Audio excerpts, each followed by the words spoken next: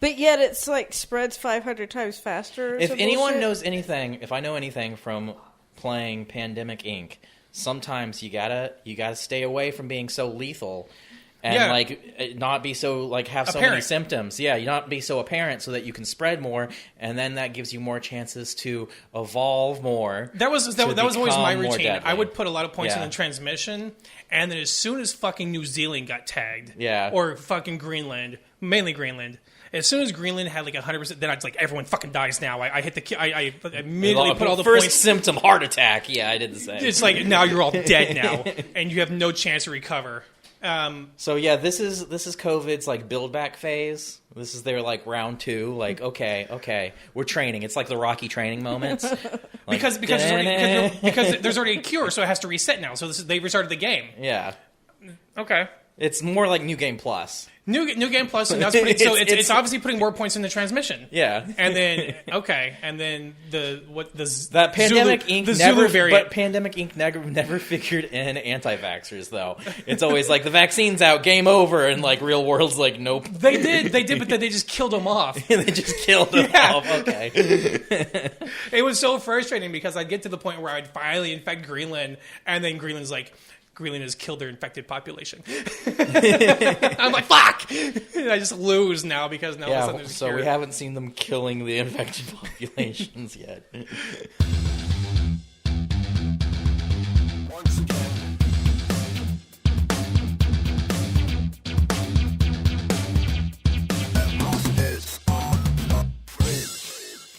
What up, yo? I'm Sam, and this is Free Thought. Damn it, that's the old show. Wow. I thought you were trolling me for a second. Like, I thought that this was part of the record. But you literally fucked up. No, I fucked up. I said that a lot more times than I've said this.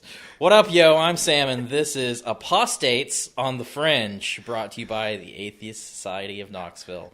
I'm with my co-hosts. I'm Dustin. Alistair. And fuck GameStop. What's your grievance with GameStop?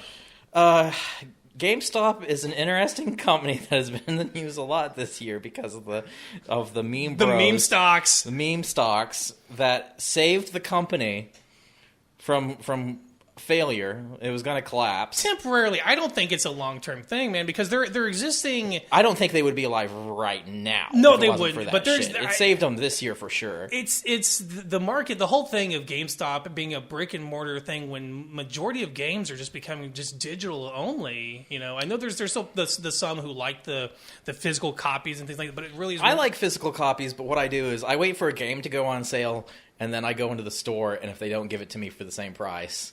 You scream at them and then knock other. I scream at them, they knock their Funko Pops off the wall. Funko Pops off the wall. And leave. No, you get a free PS4 when they're free PS5 when the manager comes out and profusely apologizes.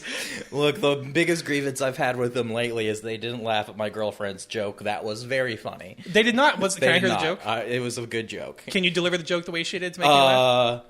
Well, I pulled out the credit card too soon, and he said, "You pulled it out too soon," and she said, "That's what she said," and the guy didn't laugh, and instead, how the fuck do you not laugh at that? And then instead, he tried to get me a Power to the Gamers code credit card or whatever the fuck he's doing, and I was just going, no, and he just like kept going. He just kept going with his spiel, which was like 2 paragraphs long, and the whole time I'm like, no, I'm good, thanks. I like those. So this came up because you made a comment that people took quite literally because you said I almost have to yell, or would you say like I basically yell at them when they're doing it. He said he yells at them. But Sam, I was like, Sam doesn't yell at people. Like, he's probably just like, oh, you're fucking, this is stupid. Like, I said in an indoor tone, no thanks, no, while he continues talking, and we got this, you can upgrade to this, we're gonna do this, gotta do this, and like, I know that they're fucking dickheads there. Their managers are pieces of shit. The guy in the comments was like, they get paid $17 an hour, poor them. I'm like, okay, then stop being fucking dickheads. Every manager at a GameStop is a piece of shit. I know because 2 of my best friends used to work at GameStop, and their managers were pieces of shit. I've heard stories too from people who've worked there. Yeah, so no pity on the GameStop managers. Like, I'm sorry that you're not getting paid enough. Don't take it out on your employees. Like, That's the difference between retail when they try to upsell and a car dealership. Like the car dealership or other salesmen, it's in the salesman's hands. They know how to read a customer, know when to push, when not to push. But retail just tells you to give a spiel no matter what if they're interested or not. Not only that, but in sales positions, you're also rewarded for getting the sale, based on commissions. I guarantee. Are there commissions for when they get these people into that I don't think so. I think club? they literally get. I think what I know from my best friends that have worked there, that the store gets punished if they don't get the best sales compared to the other stores. So it's more of a It's more of a punishment thing for the entire store, but not a rewards thing for the employees. So fuck GameStop, fuck Michael Online, and his shitty fucking stream. And but yeah, like I think there's a larger problem of like it's the same type of thing in department stores that sell. Everyone has these fucking credit cards. It's just racked up even more credit card debt, where everyone has all these useless credit cards because they're too nice to say no to the Target employee who's like, "Would you like a Target credit card? It's gonna help you crash your credit better." And like you're just like, "Okay, sure." And then you have to fill out 2 fucking pages because you were too fucking nice today. Like fuck all of that. Fuck all the fucking credit cards from anybody, any fucking cashier that has to sell a fucking credit card. Go ahead, yell in their face. Like, God damn it. Then you yell at their boss. Quit doing this shit. It's crashing the fucking economy and breaking the credit, everyone's credit. I worked retail. I worked at Sears, and I worked in a commission part, on the commission side. I worked in hardware, so selling tractors, and when I'd sell them the warranty, I'd get like nice little kickback from that.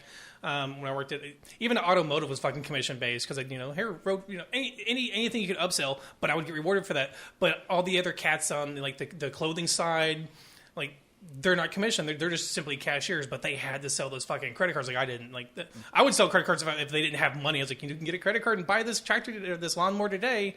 But that's cats that just rang up clothes and shit, the Lands End shit.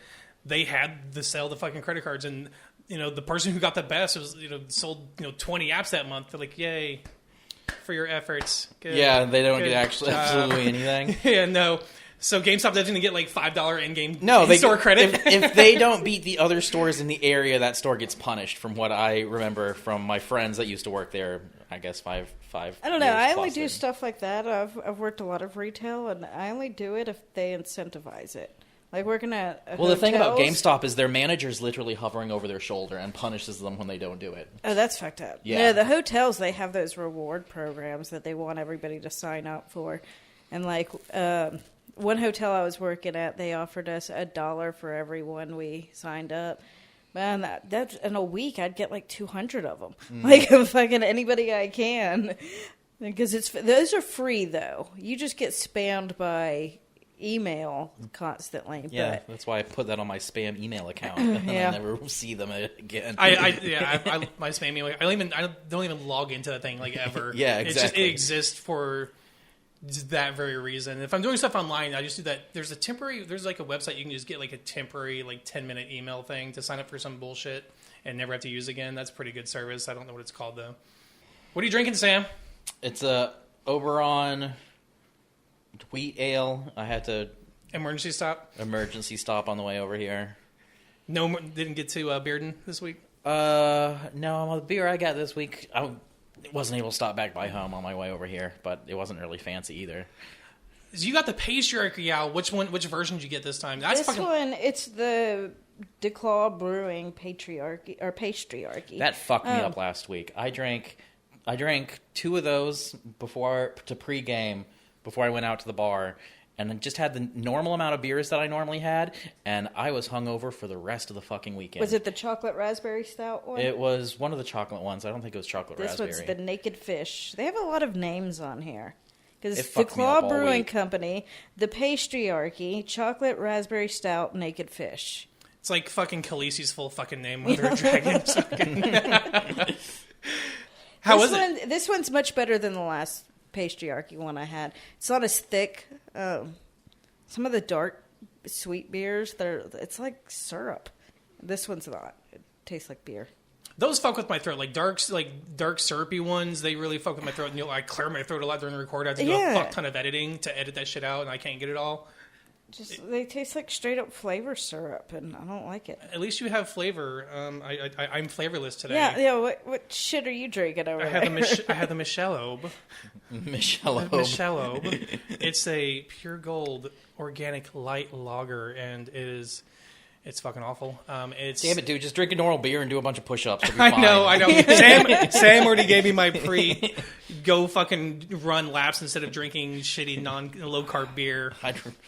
I can't run anymore. Actually, I used to be an avid runner. I really did. I used to do a 5K almost every other day, and then I got But when you run in Tennessee, there's fucking hills everywhere, and when you run up hills a lot, it caused an issue on my right foot. I got what's called Achilles tendonitis. It's like a calcified thing, and I don't want to have surgery to get that. So now I'm capped at about a mile. I can't run any more than that without getting like excruciating pain. And I sold my elliptical. Didn't run a mile.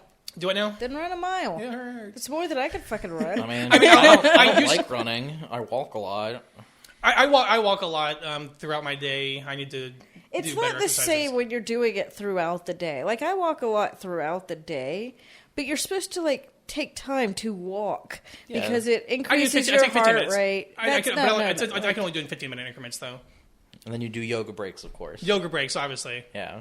At the bank, I'll just be doing stretches. Actually, no lie, there'd be some branches they would do random stretches and like. It's a good idea. Yoga thing. It is good. It's a slow, what's a slow thing? You know, why not? But it's always weird because I'll just I have camera access from any branch. I can just log in and see what they're just make sure nothing's. You get to see all their downward dogs. I can see all their. I can. But I had this one. Listen, this is a total fucking sidebar. I had this one branch that was just all around goofy as shit, and I log in and someone is literally doing a headstand in the secure room up against the door, like just because they're just silly as shit. I'm like, what the fuck are y'all doing? But I'm like, I'm not the only one that can pull this up. Like security can log in at any time. The vice president can log in at any time. You know, and just logging in. During the pandemic, a bunch of my branches got tagged because they had literally like it was. You know, I didn't care because it was low traffic. We were trying to like not see anyone anyways, but we were essential workers, so we had to work. She sent me a screenshot of one of my branches, and they had fucking a full deck of cards spread out the entire, customer service desk, and they were playing fucking solitaire. And so I took a screen cap of another branch. They were playing fucking chess on the tail line. I was like, what are we gonna do? But yeah, man, pandemic has really killed a lot of traffic in businesses in terms of. Man, just foot traffic in general, except for Walmart itself is always going to fucking get theirs.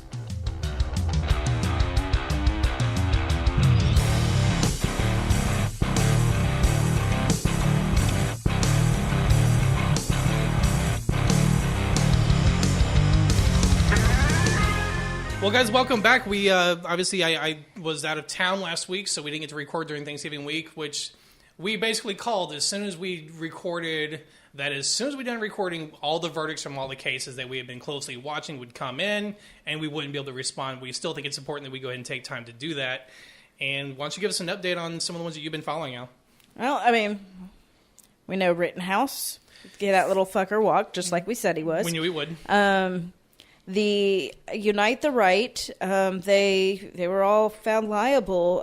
It's at least $500,000 per individual. Some of them $700,000. Individually, that's wonderful. Individually, the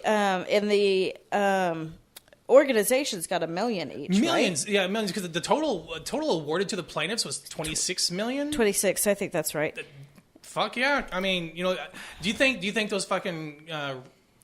Do you think they'll grift that to raise that funds? Because most of them can't. I mean, I know they can't go fund me that. Heimbach, nobody gives a shit about him. Like he doesn't have allies on either side. No, he's the only one. He's the only major one that was 500. He's the only major one that had the 500,000. The others, Kessler, they all had the 700,000. Yes. Like, fuck them. But he was trying to make his way into the left community. Yeah, nobody trusts him for good reason. Because listen, he's like, I've given up on all of this. He did this Light Upon Light video where he claims to denounce white nationalist violence, but he ended up going on David Rovick's leftist musicians podcast, and he got a bunch of shit because nobody fucking trusts him, and for good reason, because he sat throughout that trial. And I mean, talked about protecting his kids from, as white children, he has to protect them.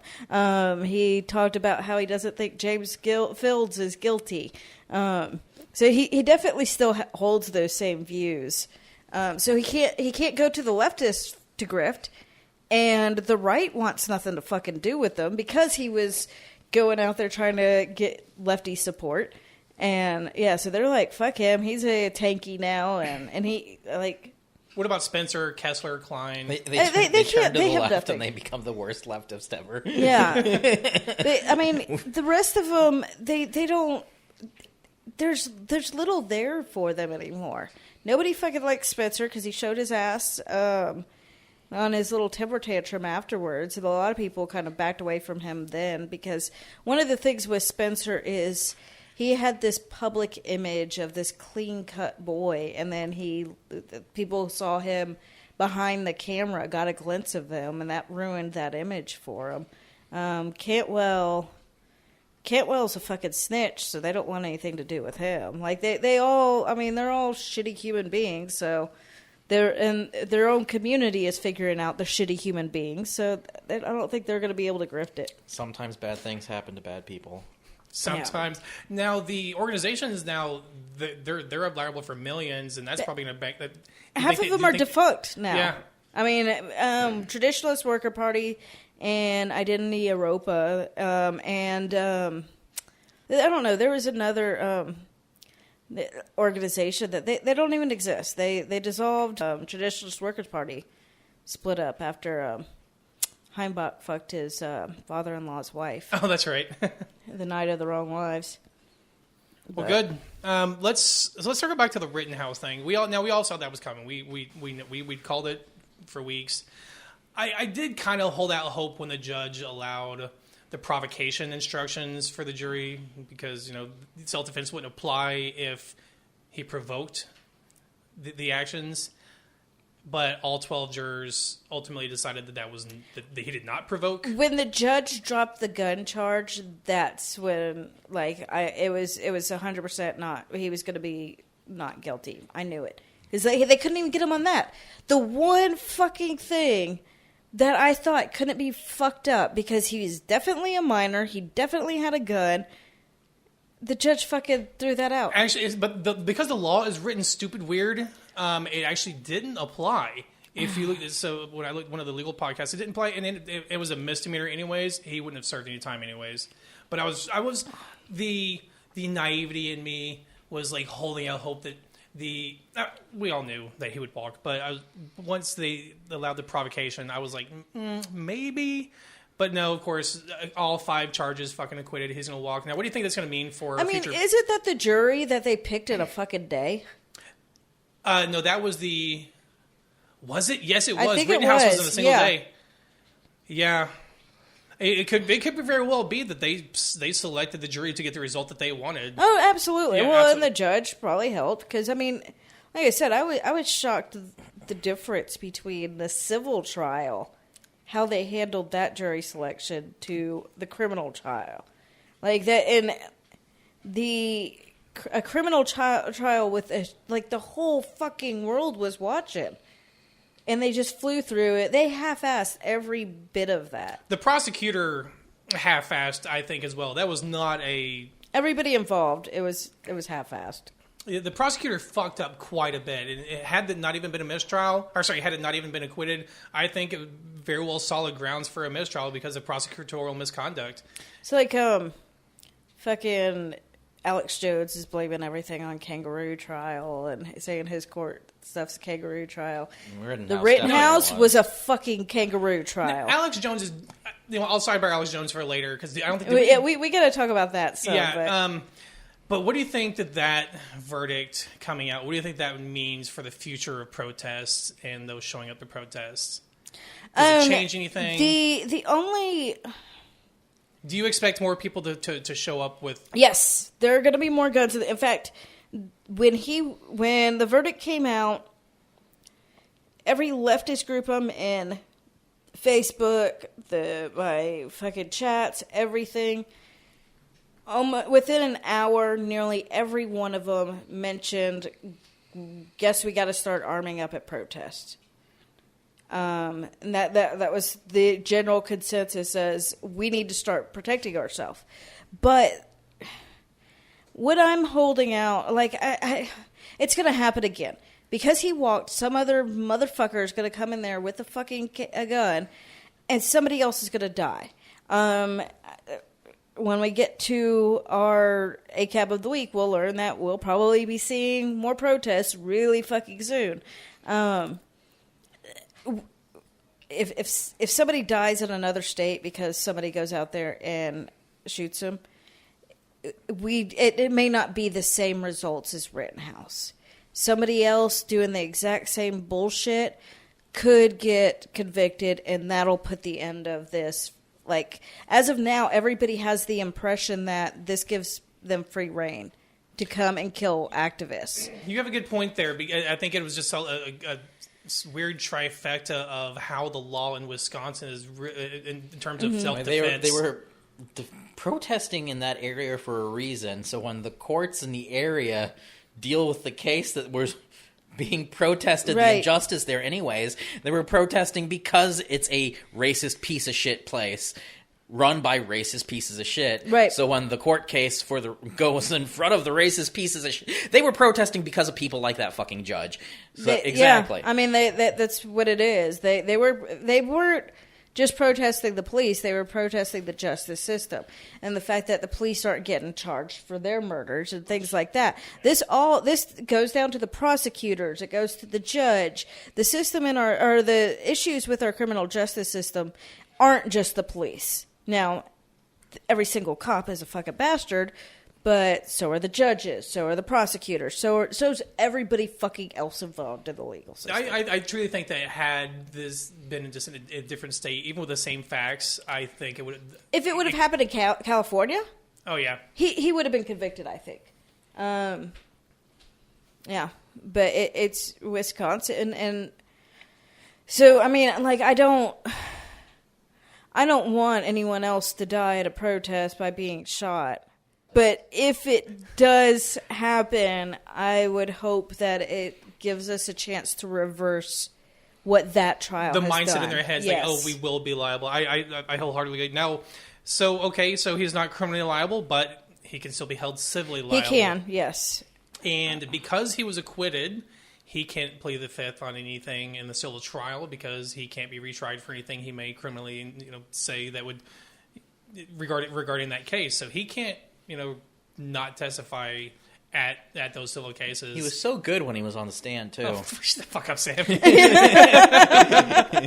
I mean, honestly, yeah, he was. He did the job of, to us, no, but he played a sympathetic, I'm a sympathetic, I was scared little kid. He didn't win anyone over that wasn't already on his side. Yeah, that could be true. But that's 100% true.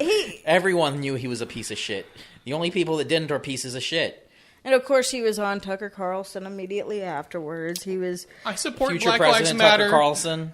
Yeah, oh yeah. Saying he supports Black Lives Matter. It's exactly what he was saying. Then he said he's going to destroy the AR-15 that was used during the Kenosha, but he was awarded another one from the fucking NRA. Yeah. Wasn't he? As soon as he was acquitted, just awarded a fucking AR-15.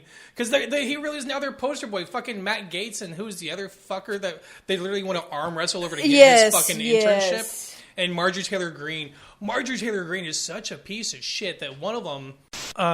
so it was actually not Marjorie Taylor Greene, but it was Representative Lauren Boebert of Colorado. So, yeah. One of them is in a wheelchair. And she said... Cawthorn. Yeah, Cawthorn. So it was those two. She's like, well, I won't arm wrestle you for it, but I'll sprint you for it. Are you fucking kidding? I shit you not. What the fuck is wrong with that woman? But the thing is that the right don't care that they don't care how fucking they like awful it when they are. Say how it is. Yeah, they don't care how awful they are. They really don't. But that's how fucking absurd. Like, he is a fucking he is a hero to the right wing. I don't know though, but like, it depends on their relationship. And I don't know. They seem to kind of go back and forth on that. Though. That could be true, but still, it's an awful thing to say because while they may still be joking, that you're making a joke about disabled people as a elected representative in the House. I mean, you're not just some fucking. We all have a friend who is legally blind, and how many comments do we make to him? about seeing things. I will say that maybe to him, like a thing, I won't make a joke on this podcast. We do it within us, and he jokes about it as well. It's I'm not an elected representative representing the people of a state or a place, and I wouldn't do it on this fucking podcast. Right. And it's having that relationship with somebody, like, behind closed doors where everybody, like, we'll help him out any chance we get, too, because he's blind. But to publicly say that, I guess that's... I guarantee you right now, his lawyer, Rittenhouse's lawyer, I don't know if he's going to retain the same one for the criminal as he will for the other, the pending civil ones, which he ultimately will be facing. But they're probably already prepping, like, this is what's coming. But they're probably telling him, like, you don't really have to worry. You were basically a right-wing hero. The funds will come in to cover any kind of, like, any apparently there's a fight over his bail. He wants the bail money. That's right. But the thing is, the money never came from him. It came from fundraising from different organizations. Lynn Wood's trying to fucking claim it, isn't he?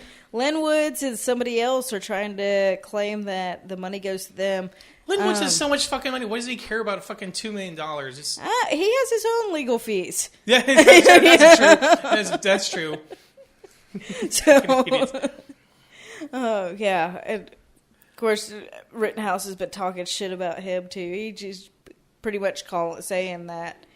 Lynn Wood did kind of fuck him over. I mean, but that's what you get for trying to hire Lynn fucking Wood. That's seriously. I mean, that's on you, bro. Like, you hire a shitty person, you're gonna expect shitty results. Like, if you I mean, but that's the only people supporting him as shitty people. Not anymore. Shit. Well, but they're shitty people. But he has a much larger being acquitted is just now he's the pro 2A hero. You're gonna probably start seeing fucking stickers and shit on people's fucking cars and shit. Guarantee it. So the last one was Ahmaud Arbery trial. Yeah, convictions, all three. You know what? Yeah, all three murder. Yeah. So now we called that. I'm glad it did go that way because I was a little. We were concerned because out of the 12, only one black jury. Even that's the one we talked about where the judge. That was the only holdup with me there, but it just that one. How can you see all the evidence? And the prosecutor, the prosecutor did very well in that case. I watched some of that. The prosecutor did a lot better job than the what was it? The friend? I think it was the friend, the Roddy dude, William Roddy Bryan. Yes. Yeah. So, after everything was done, he realized how fucked they were, and he's like, "Can I get a plea deal?" They're like, "No, you missed your chance for that." You know what? I'll just name drop because I don't care. It was so funny when that case first became a thing, and I saw that William, and then air quotes, I guess his alias Roddy Bryan. One of my employees' name was William Bryan Roddy. Oh. And I was like, bro, what are you doing killing a kid? It was such a weird coincidence. But yeah, so I'll be all three murder. Good. Get fucked. Yep. They shut down McMichael's GoFundMe. And his attorney was like throwing some shade because it's like it's his right to have defense, but apparently like it's a well, why didn't they move it over to GiveSend Pro or GiveSend Go?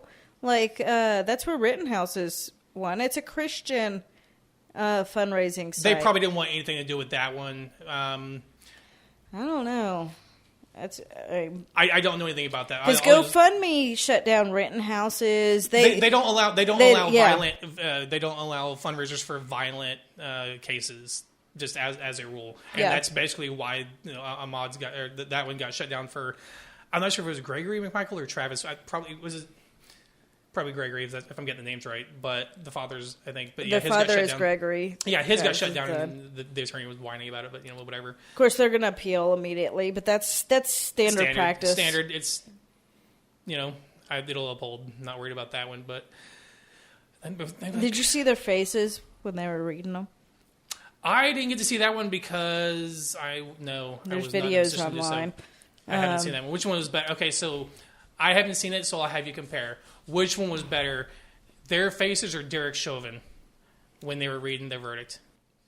Derek Chauvin's. Okay. But you can see They were more composed, but you could see the moment of oh fuck in all of their faces. It just wasn't as pronounced as Chauvin's. I did see. I was watching Rittenhouse live when they were reading that one. That one I thought was kind of a strange reaction. He was literally no reaction until the fourth or fifth not guilty reading. You would think that there would be some reaction for each one, but he ultimately did start crying towards the end of that. But I know there was 5 counts. I'm not sure which count was which count was which, but it was probably the fourth and fifth ones that actually carried the heaviest charges, and that's probably why he was not so responsive. Yeah, so the judge or his lawyer had told him not to react to that, and I think that's actually common practice. It's like during the Arbery trial, the judge, there was a reaction from Ahmaud's brother, I believe, when the first guilty was read, and he just shouted out like "woohoo" or something like that, and the judge immediately was like, he needs to be removed from the courtroom. I know the Rittenhouse judge basically said if there's, because he read the verdict before he, read it, handed it off. He basically prepped the courtroom like to not react. Right. But still, I would think that if I'm up for murder charges, 2 murder charges and attempted murder or whatever the other charge was, I would have some sort of like visual, facial, some reaction. I don't know how I would fight that. If it's either I'm going to life in prison or I'm not. I don't know how. I guess he's a better actor than I thought he was. I could see like not having outbursts like you said, but like the facial expressions, those are sometimes hard to hide. And could have just been shock, pure shock. I don't know. He may not. He wasn't as confident as we were. Or maybe he was. Maybe he really fucking... I don't know. I mean, maybe he wasn't because he knew it was all bullshit. He knew he was fucking lying up on that stand. So maybe he was a little concerned that they wouldn't believe his lies. Who knows? But, yep. So, I don't know. Stay safe out there, all you guys. That's all I have to say now because until this precedent is erased and reset by a good conviction, the protesters aren't safe. I don't think so. Yeah.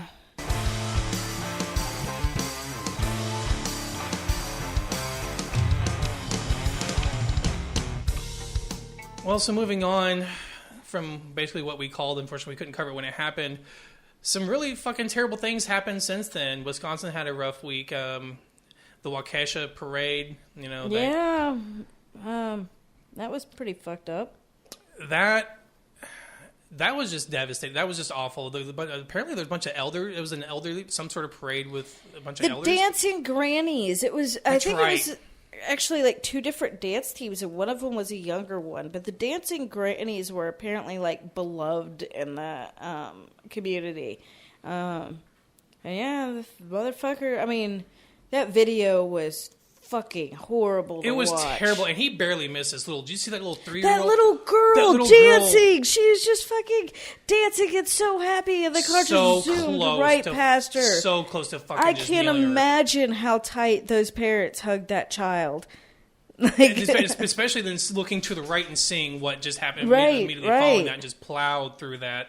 Because, I mean, if I'm at a parade and I have my kid, you think your kid's going to be safe at a parade, I took my kid to them when they were little, and the kid's out there dancing, and you see a car suddenly fly by, that's going to raise your awareness right away, because that shouldn't be fucking happening. And you're most likely going to go look at the direction of the car immediately afterwards. And that's right afterwards, right after he sped past that little girl, just drove into people. And hadn't he just been released from on bail or on bond? He apparently had a pretty severe criminal history, a lot of violent offenses. I've saw that night there were reports that he was running from a stabbing, And I did see later that the police said that he was involved in a domestic situation. But it never said stabbing. It never said he stabbed anybody there. It was just but he was out on bond, but I think it was because of domestic thing where like he beat or caused injury to... I think it's different. Oh, no. So two different ones. So that day he was fleeing a domestic... Okay. But he was out on bond for hitting his ex with a car. He just really loves hitting people with a car. It's his MO. So, like... And this is, like... Our system's fucked up. All cops are bastards. But I do think that we need a place to put people like that guy. Who's also a danger to people over several times. Yes. When you're violent enough to attack people over and over and have multiple violent offenses against you, you don't need to be out in society. Maybe denied. I know. The problem that we have with the justice system and the prison system is it is designed. The revolving door is designed that way because they want you to come back through the system over and over again. The fucked up thing is people like that are able to get out, only serve like a year or two in jail, and then you have people for non-violent crimes of drugs sitting in there for 15, 20 years. That's a lot easier for, that's because yeah, it's fucked up, but like the system's working how it was designed. It was designed to anybody who goes against what the state says, don't do drugs. That's a clear violation. They can cut that really easy. They've brainwashed people for years. Like, violence is something everyone does. Well, there's also another point, and I'll bring this up later. The justice system doesn't give a fuck about women and the people that he was being violent against with women. That. Let's bring up the fucking case of he was a 16 or 17-year-old at the time where the judge, he had raped 4 women. Oh, that one that just came out? Yeah. Oh, yeah. Yeah, he'd raped. So that's how the justice system really doesn't. They really don't what give a did fuck the about judge say? So then essentially it was the Brock Turner argument of he doesn't want to ruin this kid's future. No, he said, so basically after he agonized and prayed over the case, God said, "I'm also a piece of shit. Let him go." So the defendant's name was Christopher Belter. He pleaded guilty to felony charges, including third-degree rape and attempted first-degree rape, sexual abuse. But the judge, Matthew J. Murphy III, after he prayed, it seems to me that a sentence that involves incarceration or partial incarceration isn't appropriate, so I'm going to sentence you to probation. So basically, for the next 8 years, you can't rape anyone. You hear me? That's basically what the judge said. Christians so someone who would rape 4, like they were 15 and 16-year-olds. He's that like. Another Brock Turner thing. Another rich white kid because the justice system does not give a fuck. Using his sexist fucking Bible to justify this shit. The Bible is built on sexism, so of course he's going to use his piece of shit God to justify his actions. Yeah, and their parents were implicit. They were the ones helping supply, fuel these parties by providing the alcohol, the marijuana. But just yet another instance of the justice system just saying women aren't fucking, a rich white man has more legal protection than any kind of woman who was fucking raped. I don't understand this at all. It's fucking broken. And it's been that way. That's why so many police departments have rape kits that have never even been tested. They just ignore that it even happened.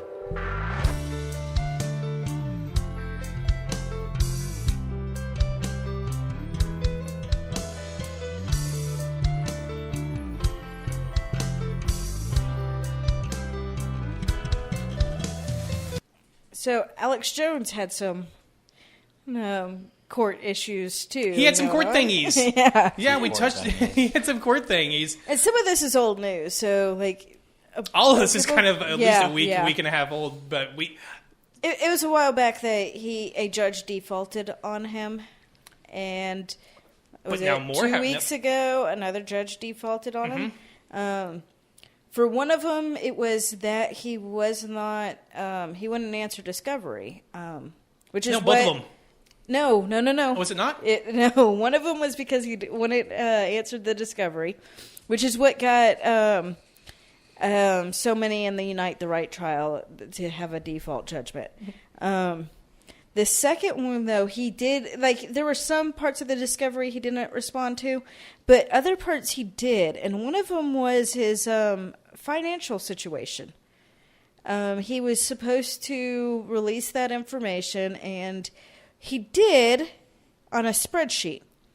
And the judge immediately was, looking at the spreadsheet, but why is this on a spreadsheet and not Quicken's? And they tried to say that Quicken's, in order to do a Quicken's report, they had to do the entire time they were incorporated. So they had to copy and paste part of it. But the numbers didn't quite match up. They were misrepresenting. So the accountant made the numbers look more accurate, they said. So the default had to do with them fucking cooking the books and bringing false documents to the court. I learned all this. So there's a podcast called Knowledge Fights. Oh, I love Knowledge Fight. Yeah. Well, I love those guys. They're guests on some other shows. They're fucking amazing because they do the shit that I don't want to do, which is listening to Alex Jones' show all the time, and they'll play parts of it. But they had the plaintiff's lawyer on the show after the default judgment came out. I think we're still waiting to find out what the damages are in those suits. Yes.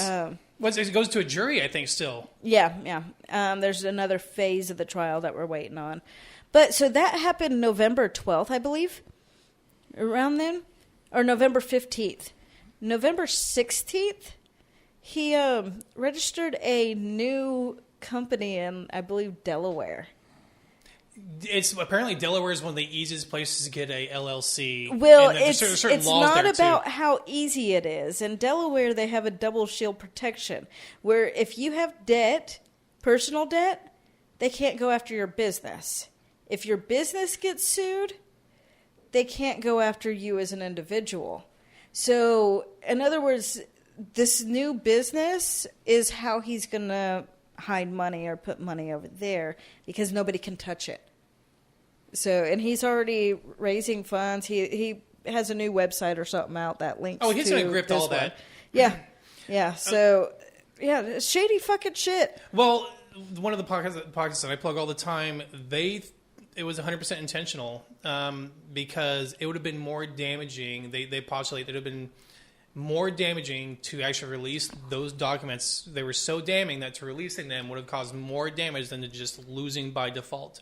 And now he could also spin it that they won't let me have my day in court. Yeah, that's his people. So he's out there yelling that it's a kangaroo court on a show right now and saying, the whole thing is by defaulting, he doesn't have to say, nobody said he's guilty. So he could claim that he's innocent. Right. Because there's nothing, no judge proved him guilty of doing anything. So it was strategic, no doubt. Absolutely. Again, they postulate that whatever he withheld could have possibly brought even more suits from any other victims because there was more parents involved in Sandy Hook. They could bring more suits. I mean, they could anyway. Right. Even though these are pretty much done, they could still choose to file. I imagine they just want to fucking go on with their life. Right. And that's the only reason that they didn't join in on these lawsuits, I would have been like, nah, it's my life mission to ruin Alex Jones's life. Me personally, I would. 100%, yeah. But I also, you lose a fucking young kid in that way. You don't want to be reminded of all the details and all the shit that came from it constantly. But I mean, you're going to have some of both. You see that when these school shootings, where down in Parkland the kids fought back and were like, no, we're done with this shit. But then there's other school shootings where those kids just want their lives to be as normal as possible. So it's just different ways of responding to it. Speaking of school shootings. Yeah, man, what a bad week. Just another week in America, really. Yeah. What a bad week living in the apocalypse. This one's really fucked up. This one is really fucked up. Shitty really to live in the dystopian cyberpunk future we have every week. Like this one's kind of messed up because a lot of time most shooters don't want to give any inclination that they're going to be doing something like this because they don't want to be stopped. But this person wrote in journals and recorded video that he was planning on doing this. Mm-hmm. I believe the gun that he used was his dad's. Do we know now? Was that gun bought for him or was it his? The gun was bought for him on Black Friday. Okay. So 4 days earlier, he had gotten the gun. And he had already gone out and had target practice on his Instagram page, I believe. He had a picture of the gun and a target. So the first night it happened, of course, I'm looking at Twitter, TikTok, trying to read all the comments to find comments from students or people from that area. I'm looking for the local knowledge. And there's a lot of people being like, he had a countdown. We reported it. We reported it over and over again to the administration that this kid was making threats. Him and his friends were making threats. And the school, this has been confirmed. The part about the countdown on his online has not been confirmed by the police, but the students were saying that the issues with his behavior, that the school had a meeting with the parents that very day. So it was 2 days in a row that the school admins met with the kid, and then they brought the parents in that morning. And the parents are a piece of fucking work. Parents are horrible, horrible people. Of course, the first thing they did was lawyer up and tell their kids not to talk. Which, I mean, you can't really say anything about that. My kid, if I go home and I ask my kid, what do you say if cops start to question you? My kid's going to say, I need a lawyer and my parent. Right. Because that's what I've taught my child. We don't talk to cops. What I say is, excuse me, officer, I'm white. And they go, oh, I am so sorry. And then they move on. My kid's not white. Oh, yeah. So my kid needs a lawyer and I'm their sorry, parent. I am a middle-class white male. Leave me alone. And he goes, oh, I am so sorry. I'm like, that's right. I own property. Fuck off. So this was in Oxford High School? This is in Michigan? Michigan, yeah. Okay. But yeah, so another thing I saw in the comments from locals was talking about a severed deer head that was found in the parking lot at the school. And it seems this kid was a big hunter. He was a big hunter, yeah. And it's Michigan. It's up north, but I think when I think of Michigan, I think more about, the stereotypical redneck that I do when I think of Tennessee, honestly. So they had he's really big into hunting and shit, and his friends probably were too. So the police confirmed that there was a deer head incident. There are apparently other dead animals. So somebody was mutilating animals and leaving them around the school. Was that part of an investigation, or were they just meh? Well, the cops said they're not. The incidences are not linked. But part of me wonders if him and his friends had been, because the locals were saying that him and his friends, so he wasn't doing all this shit on his own. So maybe he didn't leave the severed deer head, but it may have been somebody he knew. Another thing I saw, and this video has been oddly edited on Twitter. The first night it happened, I saw a video that had a kid. It starts with a kid's face right in front of the TV. It's not the video where a kid's talking outside the door, and the dude's like, dude, or look at my bro. Look at my badge. I got it with my badge, bro. There's bro, red flag. Yeah, and everybody runs. There's that video, and then there's another video that starts with a kid in a black mask. I saw the edited one too. You can see the skin where it kind of it almost repeats itself and skips. Yeah, it's really weird. Like, it's a 20-second video that you can see on Twitter now. If you look up the Oxford school shooting and go to video, scroll down, you'll find this video, but it's edited. The original one had, like, the kid says something like, I guess he decided to carry it out, or I guess he followed through, or something along those lines, where... He's living up to his word, I think. He's living up to his... I guess he's living up to his word or something like that. So they fucking knew. Weren't there kids, like, didn't attend that day, too? Like, so they knew. Yeah. So if that's the case, if kids knew... And I'm assuming at least one would have reported it. I don't understand, like, where the disconnect lies. It was reported. I don't understand where the disconnect, where such a massive disconnect, because even a letter, a simple note being sent to a school, it would shut a school down here. The school sent out an email saying that they had heard the rumors and that they do not feel like there is a threat at the time, or something along those lines. Like, we're handling it. But they obviously didn't. That kid in that video, though, when he said he's living up to his words, it wasn't like a... I think he seemed happy. Yeah, I think he was excited about this happening in the school. It was there was no fear in his eyes at all. May have been a close friend, something that may... I think it's likely. Yeah, but I can't imagine, like, this is 2021 and in a year of, like, countless school shootings to not take any kind of threat that seriously. I mean, I know we had a note of some sort of threat.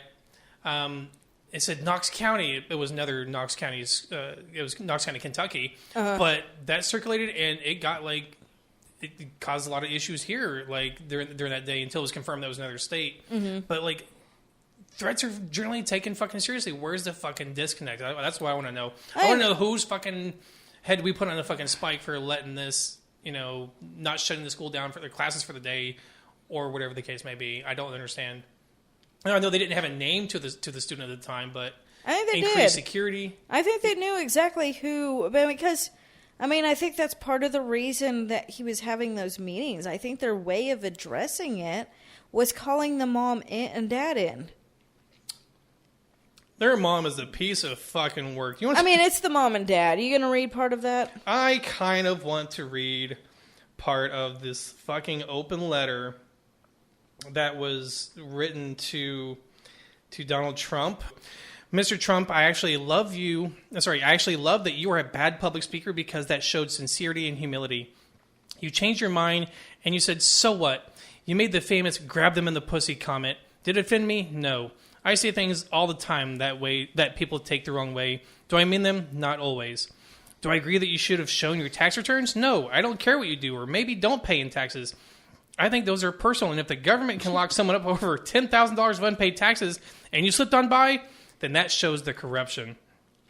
As a female and a realtor, thank you for allowing my right to bear arms. He wasn't even elected at the time. He was... I don't understand why she thinks that he personally gave her the right. When was it written? This is in 2016.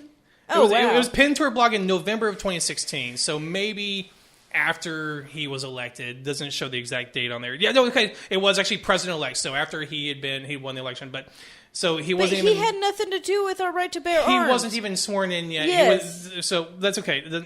Allowing me to be protected if I show a home to someone with bad intentions.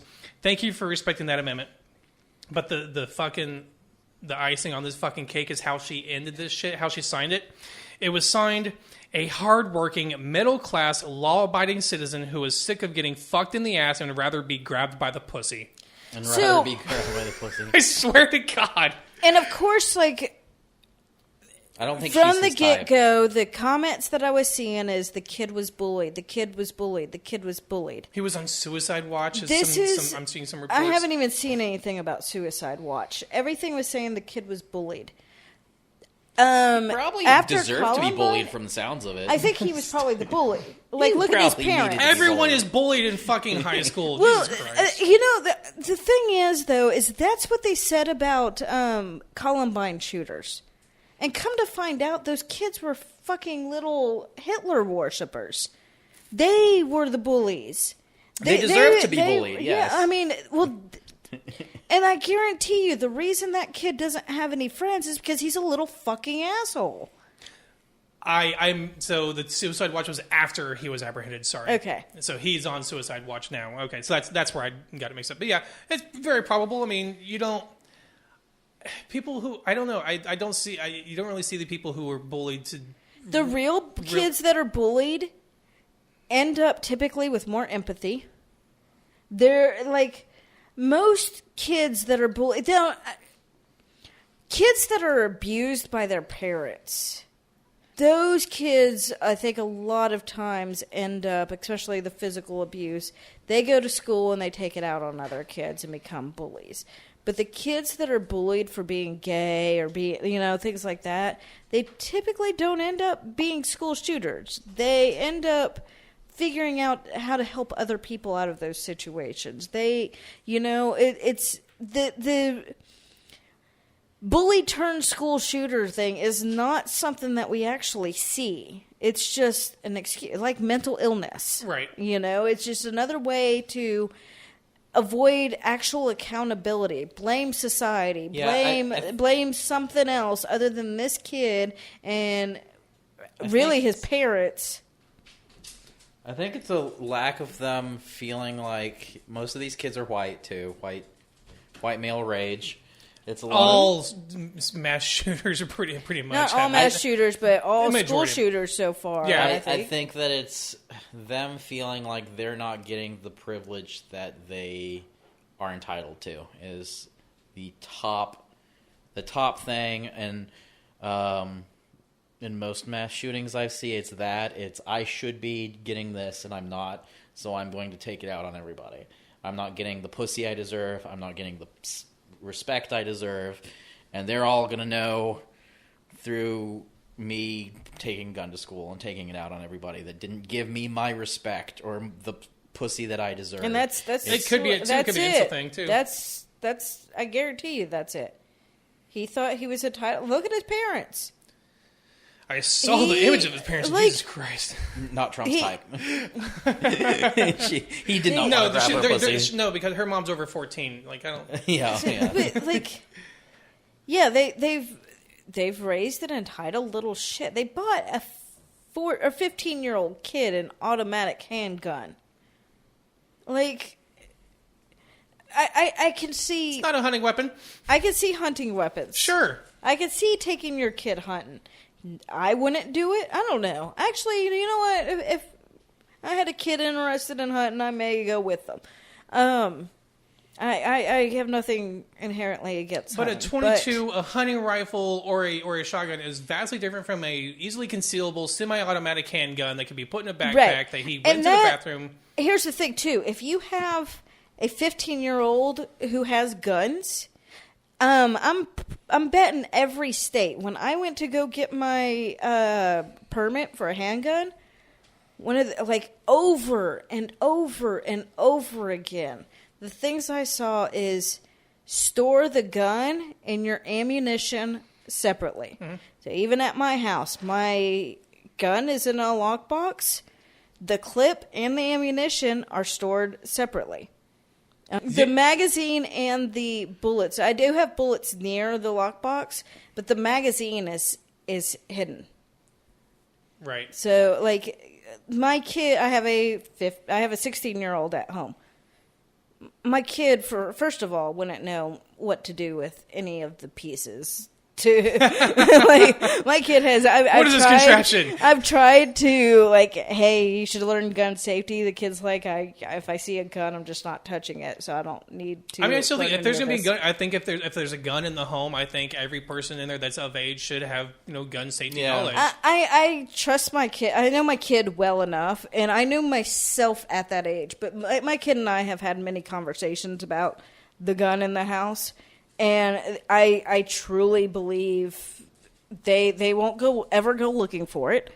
And I'm not going to force, if my kid's not comfortable being around a gun and seeing the gun right there, I'm not going to force them to learn about it. God, when I was a teen, I was terrified of fucking guns. I was too. I remember. Scared as shit. I didn't want to touch it, man. I remember my mom got married and we ended up moving into my stepdad's place. And me being a teenager, I went snooping around their room, and I went under the bed and found a zipped case, and I opened it up. Like, oh shit, that's a gun. I zipped it back up and slid it back under there. I wanted to know where. I didn't want to be anywhere near it. What if a dildo was in there? You would have been pretty scarred. Yeah, there was no chance of that. My mom's like prude as fuck. Isn't like handguns? Don't you have to be like a certain age to even buy handguns? Yes. I'm not sure what the law was in Michigan. I think a lot in most states, minors can be in possession of like hunting guns, but not handguns, because those are two completely different things. Yeah, I don't. But I mean, almost everywhere you have to be 18 to buy a gun. At least 21. 21 in some. I think it's 21 now, or it may be 18, but certain retailers are requiring to be 21. But I think are they not looking at potential charges for the parents? They are looking at potential charges for the parents. I want to bring up a point because they probably implicit. Even if they decided to buy him a handgun, he shouldn't have had free reign over it. He should have had to check with the parents anytime it came out of he should not have access to the lockbox where the gun is stored. And the ammo to go with it. Oh, yeah, he shouldn't have access to any of that stuff. It isn't even so much about you bought this kid a gun. It's that you bought this 15-year-old a gun and gave him free reign over it to do whatever he wants. What the fuck is wrong with you? You're not wrong. To bring up a point that Sam made earlier about accountability, this is a 15-year-old shot several people. 7, I think, are still in critical, so we'll see. 4 have died. 4 have died. Initially, it was 3. One more died. The rest are still in critical. Hopefully, they pull through. I think there's some stable. Oh, some stabilized. That's good. But this cat, he wrote in journals the plan to do this. He made videos the night before, and literally they know he was under the shot. He's pleading not guilty to these charges. I mean, but do you really expect him to plead guilty? Yeah, to get a plea deal to lower the sentence. I mean, because the evidence. This is not a whodunit situation. It's a why now. Why did he do it? Now he's going to try to. What mitigating factors can he present to reduce the sentence or charges? I don't understand what defense he's going to go for. He can get a plea deal later, can't he? It really depends on the prosecutor. Because this was just the arraignment in the very beginning. That's true. So the initial thing, because it was the next day, it was Wednesday, yesterday, that he had the arraignment, and so your initial thing is not guilty until you figure everything out. You're like, that makes sense to me. Not guilty, and then that may be the case. I just don't know of any mass shootings where the shooter didn't take their own life or was killed by the police, where they just didn't immediately just obviously you caught me with the gun in my hand, or I gunned down 4 people. I didn't do it. Yeah, I think that's a standard practice, the plead. Possibly, but I mean, obviously he's not going to get away with this. He's not. No, he's fucked. And the parents, of course, they're trying him as an adult, right? Because you tune into the arraignment. I watched it yesterday. Will that actually fly? Being him only, I know they can do it around 17 or so, but even at 15, they can. It depends on the state, but yeah, they're in Michigan. Apparently, yeah, he can be tried as an adult. The judge had already decided. The prosecutors pushed for him to be moved to an adult facility. His lawyer, who's just a temporary lawyer, especially now that the case is moving to adult and not juvenile. So there was some stuff in the middle of that I've been counseling him, but this guy's going to counsel him. And they went to a breakout room for a while.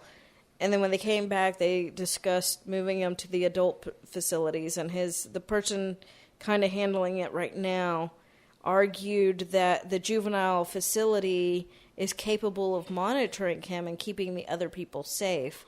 And the prosecutor's argument was he targeted children. He expressed a desire to hurt children. He has no business being around other children. And I guess in the Wisconsin state law, if you're going to have a juvenile locked up in the adult prison, that they cannot be like seen or heard by adult prisoners. In Michigan?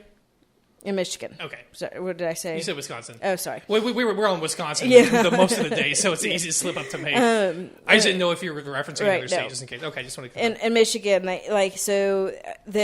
prosecutor talked to the prison and made sure that they had a place that they could keep them out of sight and out of sound from adult. And the judge did rule, so he got moved yesterday down to the adult prison. So he's in solitary confinement. And on suicide watch, obviously. Well, I mean, yeah, he's probably regretting, because during that we also found out like he went into the bathroom with his book bag, came out without his book bag, and came out of the hallway and immediately started shooting people. He shot through some doors to get in there. He went on for about 5 minutes before the police showed up. When the police showed up, he put his gun down and surrendered. This is why they kill themselves. Most of the time, they kill themselves because they don't want to get to this stage. And you don't lock in your score. Right. Jesus fucking. He had to go dark with it. It's probably too early to tell because they're still in the investigation, or they're just not releasing the information. Was any of this, was anyone specifically targeted, or was it just at random? It seemed to be at random from everything I've been reading. See, that's what tells me it's not a fucking bully incident, because if you're being bullied, you're going to go after those who are bullying you. No, I mean, was indiscriminate. From what I've heard, it looks like it was just indiscriminate shooting. He came out of the bathroom. So if it was targeted, you wouldn't come right out of the bathroom and start shooting. How did you know the person you were targeting would be right outside the bathroom? Right. It was indiscreet. He wanted to kill as many kids as they could. In fact, I saw today that he had a magazine with 15 that holds 15, 2 magazines that hold 15, and they think he had a third somewhere. I believe it's a Sig Sauer model, probably the same model as mine. It holds 15 plus 1 in the chamber, and you can they come with 3. Yeah. Just when you buy it, it comes with 3 magazines, so very, very plausible. All 3 hold 15? Yeah, all 3 hold 15. Mine, I have a magazine that holds 15 and one that holds 12 on mine. Yeah, it came with 2. Yeah, it came with 3, all 15. That's probably, it could be the same or similar model handgun. Those aren't cheap. But I guess, Black Friday deals to get some awful massacre event going on. Another day in America. Go ahead.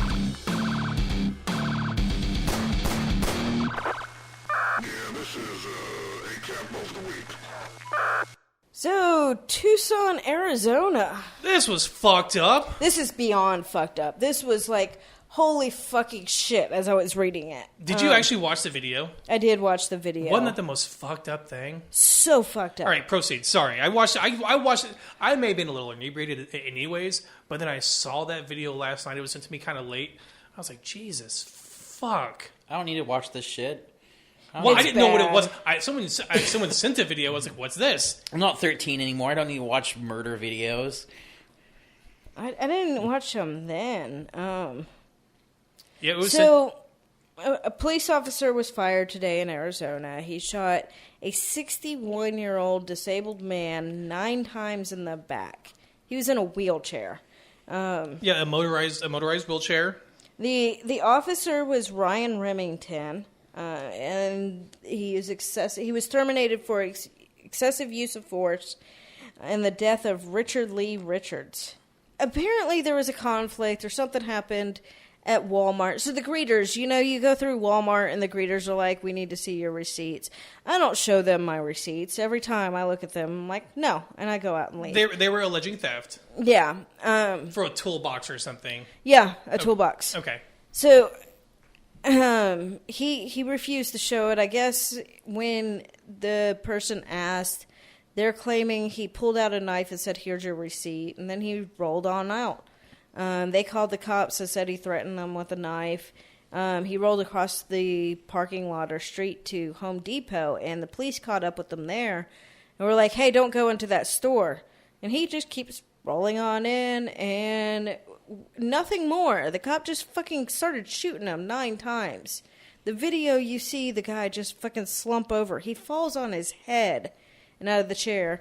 And then fucking this Remington piece of shit goes over and handcuffs them. No aid was rendered. Just fucking handcuffs. No, it's kind of like the Knoxville police did when they shot somebody. One of the worst part, it was Lowe's, by the way. But when he was, I guess, was it Lowe's? It was Lowe's, but I don't know where the threat was. Okay, so let's say he has a knife. He's in a wheelchair. He's not going to go charging after someone. There's no immediate threat, and there's several different ways to immobilize someone. He had a taser. He claimed he couldn't leverage that, yet he shot him in the back 9 times. Remington's attorney, Mike Story, who represents officers of the police union, told Arizona Republic that his client had no non-lethal options, despite Remington having a taser and the ability to turn off Richard's wheelchair. This is from the Huffington Post that I'm reading. And it says he did have a taser, but in his mind, he couldn't use it because he didn't feel he had the proper spread to deploy it, with the wheelchair between him and Richards. Story told the Republic, not including the fact that the wheelchair between Remington and Richards did not stop the officer from shooting the man 9 times. Yeah, there was no effort to stop this guy. I mean, I don't see any kind of immediate threat. It's indefensible. Yeah. It's not. I mean, like, those wheelchairs go what, like 5 miles an hour? Some a little faster, but this one wasn't going that fast. It wasn't. It was. You can't expect a cop to be able to run that fast. I mean, it would have been so. There's no excuse.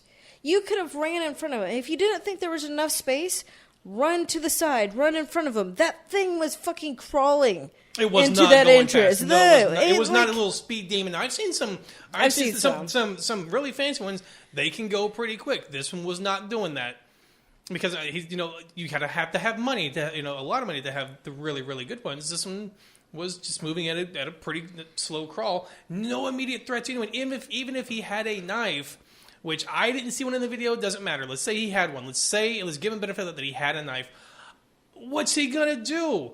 Attack someone at 2.5 miles an hour? No quick turns. He can't chase someone in that. He can't do much of anything, and there's not anything showing that there were, like, he was. It's not like he was waving a gun slashing or anything like that. Like there was nothing. There was no. He was 61 years old and had a hip displacement and other issues. Like, seriously, this is another instance of I gave you an order and you didn't follow it, so now I get to use excessive force because you didn't do the things I told you to do. 61 years old and 9 times in the back.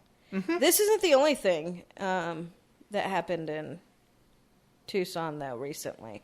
But I want to stick with this real quick because as of right now, there's no charges filed in basically the murder of this 61-year-old man.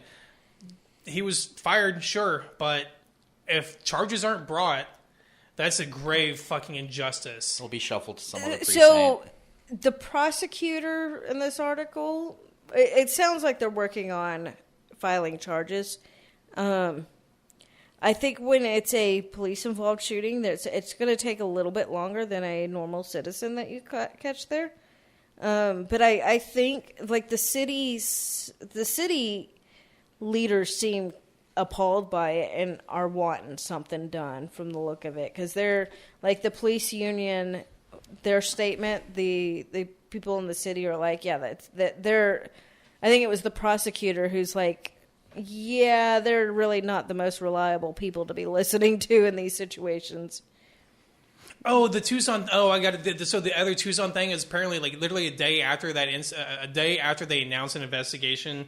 Apparently, an off-duty officer pinned a mother and daughter to the ground at a restaurant. So that was already they announced that investigation, and now this. So Tucson Police Department is not having a very good month. Well, when you say mother and daughter, people may hear like a 35-year-old woman and her young daughter. This was a 62-year-old woman and her 39-year-old daughter. So a 61-year-old man shot in the back 9 times, and a 62-year-old woman pinned down with a knee on her neck. Because that was the issue with this one, right? Yeah. Mm-hmm. Yeah. That's they literally just announced. So the day before this incident, they'd announced that investigation into that apparently it happened a month ago, a month prior. But Tucson police being shitty, man. I mean, but if I'm really hoping they bring, murder. I don't know if it'd be murder 1. It'd probably murder 2. Because murder 1, you have to be premeditated essentially, but second degree murder at least, if not third degree. So what happened with the other incident in Tucson? It was actually a family of 4 had gone out to eat, and the mother had some mobility issues. She couldn't walk real fast.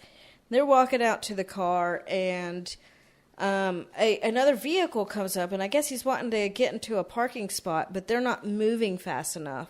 So he's like yelling and screaming from inside his car, and they could see that he's like waving his arms around, yelling. But his windows are up. So they finally get past, and he swings into this. The other people with him stay in the car, and he comes back to the thing, and the like a daughter in the family was like pretty much telling, or he comes out, just fucking walk or something like that.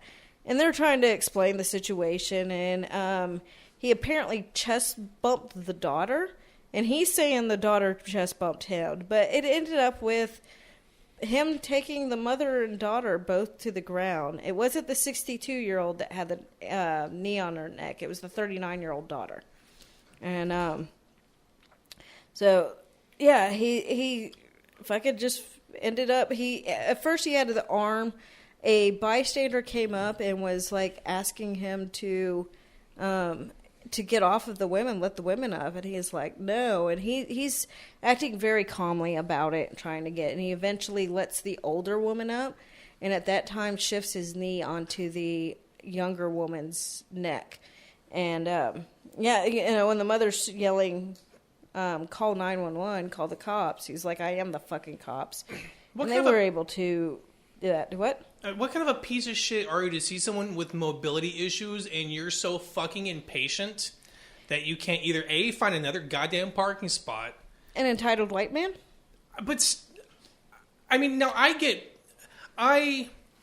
road rage walking behind slow people. So I get but if I'm seeing someone who is obviously impaired with their movement, or I guess move the fuck on. I'm not so entitled that I think that they're in my way that I get to yell at some random stranger just for not walking fast enough. Fuck off. There's more parking spots, or just fucking wait. So driving around all day, I see the most entitled shit ever.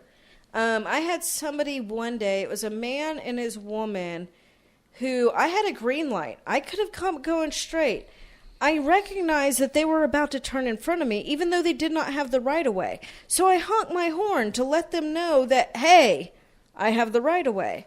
They keep fucking going and flip me off while they do. It's because they wanted to go. They don't give a shit. And this is the same type of fucking behavior, only escalated. It's entitled. It's fucking entitlement. I want that spot. You're in my way. And then, I don't care why you're in my way. You're in my fucking way. And then flashing his position of authority as an off-duty officer. It's still under investigation. I don't know what kind of charges they could even bring in that, or I mean, he wasn't acting under official capacity. Yeah, but it's still an assault. Yeah, that would make sense because he wasn't acting as an officer at that moment. He grabbed the woman by the neck or down, by the back of her neck, and took her down. And the lawyer is trying to claim that he didn't mean to. Let's see. He was just there for a family event. The woman started the confrontation by initially blocking his travel. Oh. Poor his defense. White man inconvenienced is their defense. And then confronted him with some claim he was driving too fast, which he denied. I actually believe them. He had no intentions of escalating or having this go further. Then why confront them? Why confront them? I have people doing stupid shit all day long. And like I said, I'll honk. And even me honking, it's not even an aggressive honk. It's like, hey, I have the right of way. I'm going. It's to alert people, not to scream at people, which some people, they do it as retaliation. You slighted me, so now you fear the anger of my horn. But I would never... like, fucking somebody walking in front of a parking spot in a thing and I can't get to it, there's nothing in me that would make me go get out of my vehicle to go confront those people. I wouldn't even roll my window down. I'd be like, I'd be like, okay, well, this sucks. Move the walk, move, please move. Please. Like in my head, like or in my car, I'm like, move, fucking move. But I'm not gonna confront anyone or think that I'm so entitled that I can just yell or retaliate in any way that they don't belong where they belong because they're a pedestrian. They have the right of way in a fucking parking lot. They absolutely do. I have no control. The police took 5 hours looking into the incident that afternoon. In the end, they did not bring any charges against Solewski. No citations or no nothing. That's the cop. Instead, they cited Brittany Aloisi. I don't know how to pronounce that. Wiles. I probably butchered it. For a misdemeanor disorderly conduct. Specifically, her citation says it's for disorderly conduct fighting. The law that police said she broke read like this. A person commits disorderly conduct if, with intent to disturb the peace or quiet of the neighborhood, family or persons, or the knowledge of doing so, such person engages in fighting, violent, or serious disruptive behavior. Man, fuck cops, man. Especially in Tucson, but everywhere, obviously. But, man, Tucson police are not having a good year. Right. No, they're not. Pieces of shit. So the police said that the security video from the restaurant did not show how the physical contact began, but that Brittany's account and the video made clear she walked out of her way to confront him. So, like, he was getting out of the vehicle and she turned back around when he said something? I didn't see the video. That's what I'm guessing happened for her to walk out of the way. Because they were saying he walked out to the back of his car and said something to them. It could have been 3 steps. I mean, if someone's yelling at your mother, and I would take 2 steps, walk and say, "Hey, fuck you." Right. I think I would. But yeah, it's all pretty fucked. Fuck Tucson police. For real. All right, guys, well, that's going to wrap us up for episode 42 of Apostates on the Fringe. Thank you guys again for joining us this week. As always, you can check us out on social media.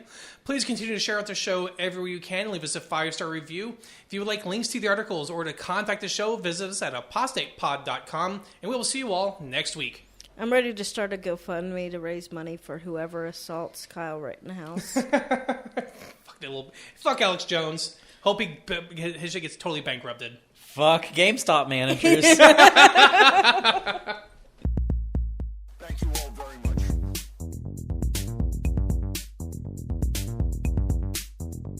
Apostates on the Fringe.